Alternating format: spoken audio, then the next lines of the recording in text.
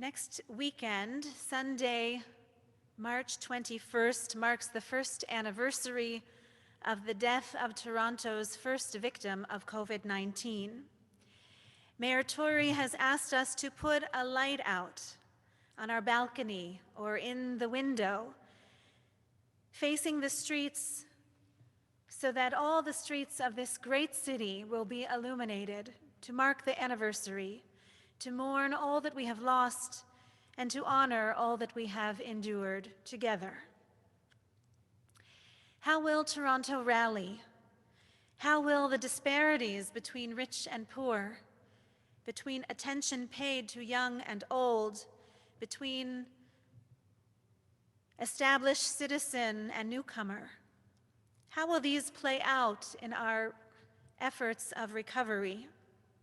Will we lift each other up? Will we make sacrifices for one another's rehabilitation?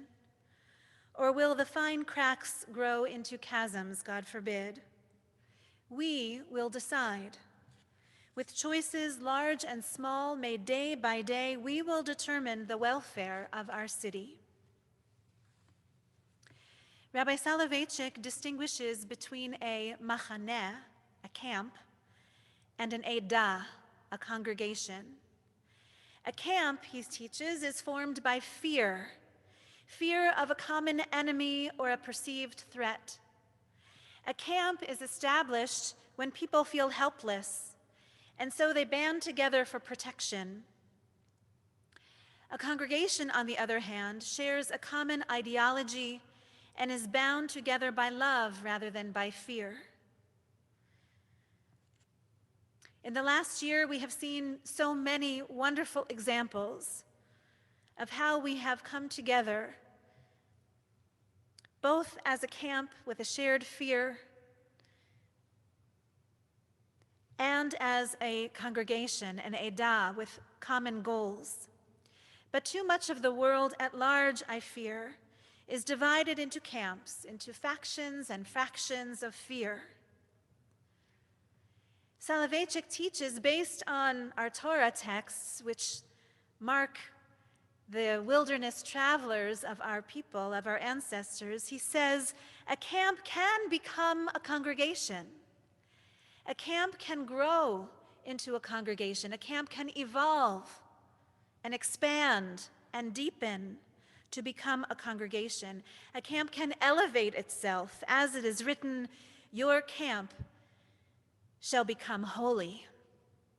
A people, a neighborhood, a city, a country can fulfill its most worthy and noble mission when we allow ourselves to dream and plan for a shared destiny, not only for a shared fate rooted in fear, but a shared destiny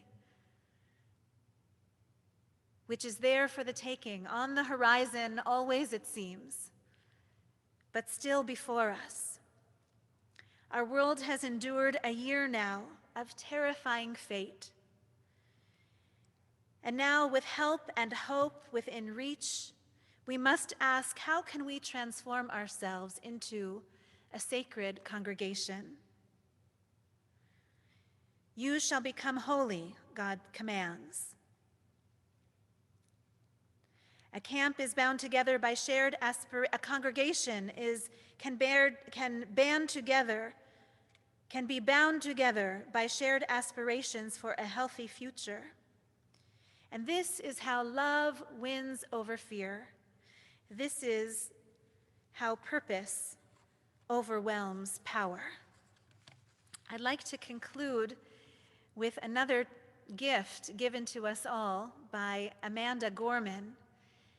This poem is entitled The Miracle of Mourning. This is what she sees as she looks around a year later. I thought I'd awaken to a world in mourning, heavy clouds crowding, a society storming. But there's something different on this golden morning, something magical in the sunlight, wide and warming. I see a dad with a stroller taking a jog. Across the street, a bright-eyed girl chasing her dog. A grandma on a porch fingers her rosaries. She grins as her young neighbor brings her groceries. While we might feel small, separate, and alone, our people have never been more closely tethered. The question isn't if we will weather this unknown, but how we will weather this unknown together. So on this meaningful morn and we mend. Like light, we can't be broken even when we bend. As one, we will defeat both despair and disease. We stand with healthcare heroes and all employees, with families, libraries, schools, waiters, artists, businesses, restaurants, and hospitals hit hardest.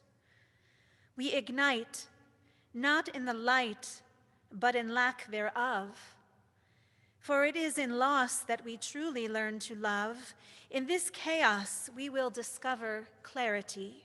In suffering, we must find solidarity. So ensure that this ache wasn't endured in vain. Do not ignore the pain. Give it purpose. Use it. Read children's books. Dance alone to DJ music. Know that this distance will make our hearts grow fonder. From a wave of woes, our world will emerge stronger. We'll observe how the burdens braved by humankind are also the moments that makes us humans kind. Let every dawn find us courageous, brought closer, heeding the light before the fight is over. When this ends, we'll smile sweetly, finally seeing in testing times that we became the best of beings. Amen.